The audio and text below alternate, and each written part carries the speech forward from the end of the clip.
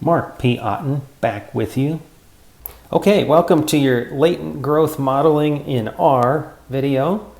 If you're trying to match this up with what's going to be in your homework, it's the same model. So I'm helping you out a little bit in that sense, running the same model as in the homework. However, the data is a little bit different. This is a subset of the data set that you're going to be using in your homework. So the numbers are I'm not doing your homework for you. The numbers are going to be different, but everything, the setup and everything's going to be the same for interpretation, which hopefully will help you out a little bit, keep things relatively simple here for this particular demo. Okay, so we're going to try to get this initial status linear change situation here on the right on the diagram, and we're going to try to get that in R. So the first step here is to declare our latent variables, which are here in the code.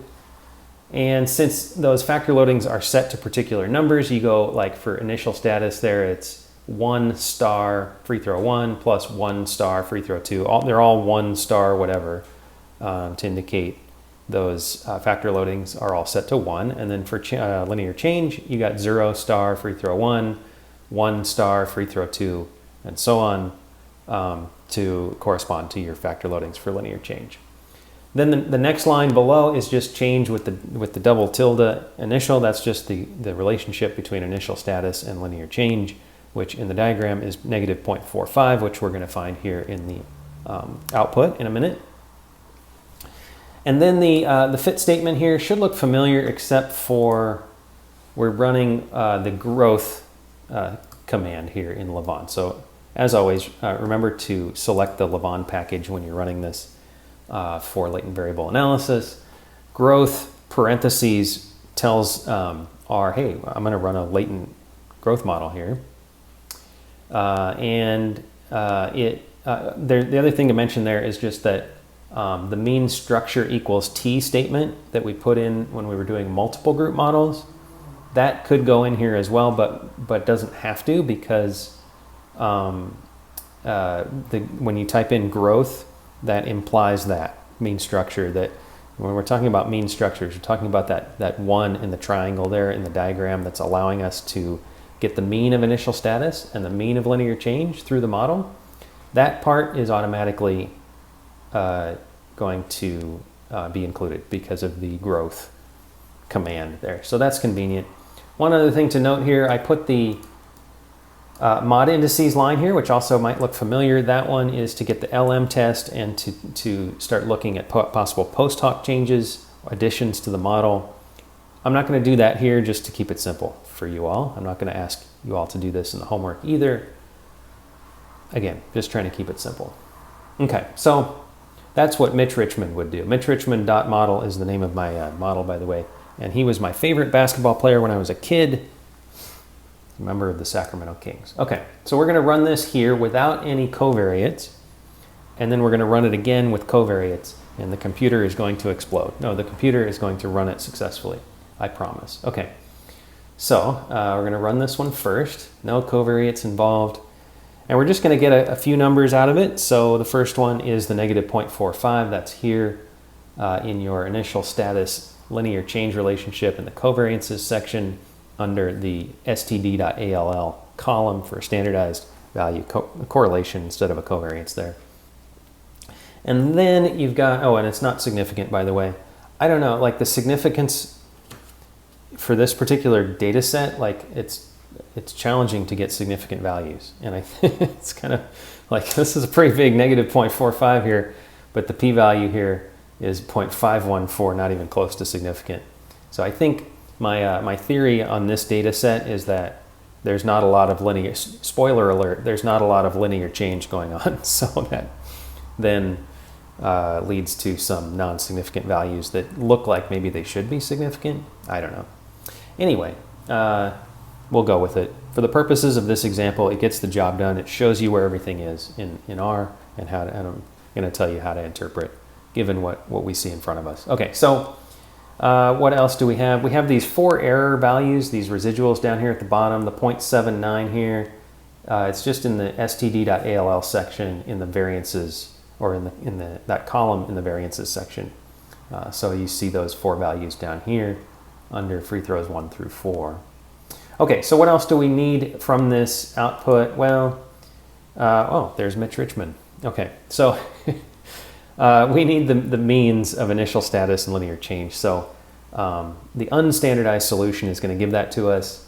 And so if we scroll back up to that, actually we don't need to scroll at all. It's in the intercept section here. The 2.019 comes from the unstandardized column, which is under estimate. And then the mean for linear change is 0.361 right below. So that's what you're going to find here for this particular example. Okay, are we ready to add in covariates? It's going to get very exciting. Okay, so this is the diagram as applied to this example. We're using self-esteem as a covariate. We're using gender as a covariate. And we are expanding our code to look more like this. Okay, so the first lines of code are the same. This is initial status and linear change, defined the same way. And you see in the diagram, there's still ones in the factor loadings for initial status and a 0, 1, 2, 3 for linear change. The following lines are the new lines here. So first of all, we have initial status being predicted by some stuff, and you can match it up to the diagram as well. What's that stuff? It's gender, there's an IV there predicting initial status, self-esteem, those are your two covariates, and then +1, which looks weird, but that's the constant, that's the one that's going to allow us to get the mean for initial status. And then same thing for linear change. So you've got gender, self-esteem, your two covariates predicting it, and then you've got the +1 at the end there. The next lines here, gender and self-esteem, that's the correlation or the covariance being assessed between your two covariates. The correlation between the covariance, never mind. Gender and self-esteem and their relationship is being assessed there. Too many terms sometimes. Okay, and then initial status and linear change the same way is being assessed, and that we already assessed that in the first wave of data just now. The last two here, self-esteem is being predicted by the number 1. That's a weird looking regression, but again, that's the remaining mean that we can get based on this triangle with the 1 in it in the diagram there, predicting both self-esteem and gender as well. So the self-esteem and gender become dependent variables in that sense, just so that we can get means out of them. We could also get means out of them just by looking at our SPSS data and running descriptive statistics. But these are the means that, well, they're going to help us get the latent variable means in a minute as well. It's like what I talked about in my other video. The algebra equation involves these assessments. So we need to get these to put into our equation to then be able to get the initial status and linear change means as well. Okay, so the fit statement is the same here as well. And then we've got the modification indices statement 2, which I will not do. I will not run for simplicity. We've got a lot going on here. I mean, look at this diagram. There's a lot to handle. So, all right, so let's see it. Let me clear the output first and then run it. And we're going to do a little scavenger hunt to find everything here. So first of all, at the top of the diagram, we've got a couple of non-significant negative 0.04 values that are covariances turned to correlations for the standardized solution. So covariance section, gender, self-esteem, std.all, column negative 0.044, and then here's the other one, initial status, linear change. That's the one that goes all the way around the top of the diagram there, that gigantic arrow. Neither of these came out to be significant relationships. And in fact, the linear change initial status relationship dropped quite a bit compared to what it was without the covariates in there. And that's because there's a lot going into these, like now there's a bunch of regression coefficients and things that have to go into the situation first. And then to correlate initial status and linear change, you're actually correlating the residuals from those regression equations now instead of just correlating them directly. So that's why that changed. Don't ask me any more details on that, but you can still interpret that value. In this case, it's not significant.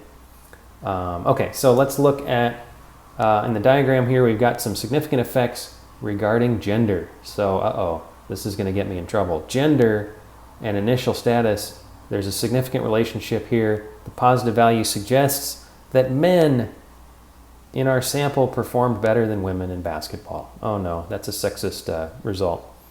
Not what I mean, this is real data. I apologize. That's not what we want as promoters of women's sports.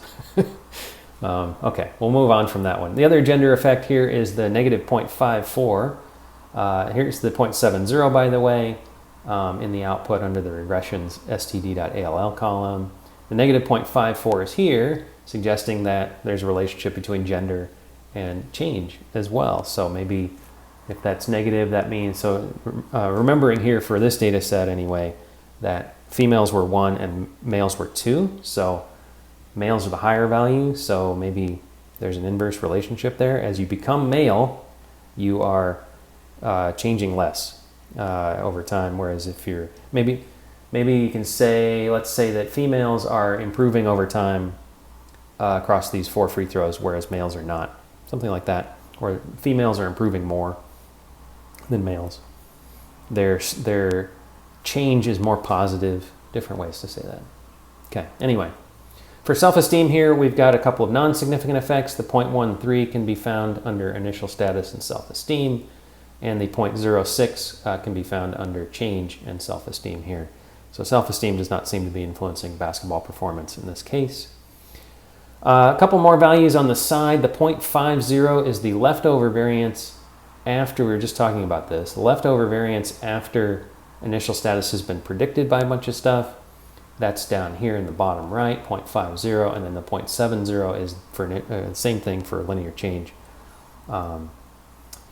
And then what else? Just those error residual values down there at the bottom, 0.81 for free throw 1, 0.84 for free throw 2. So those are all in the standardized value column in the variances section. Okay, so the last thing to look up here is the unstandardized values that are going to eventually give us our means for our latent variables. So the first one here is a mean for gender, which, well, maybe we shouldn't interpret this. Let me just show you where to find these. It's in the intercept section under the estimate column for unstandardized solution. So this 1.65 just means that there were slightly more males than females in our sample. This one, because males were 2 and females were 1. This is the 3.33 on the self-esteem scale right here. That's our mean for self-esteem. This is 0.123, the mean for initial status, but it's not the mean. No, it's not the mean, it's the intercept.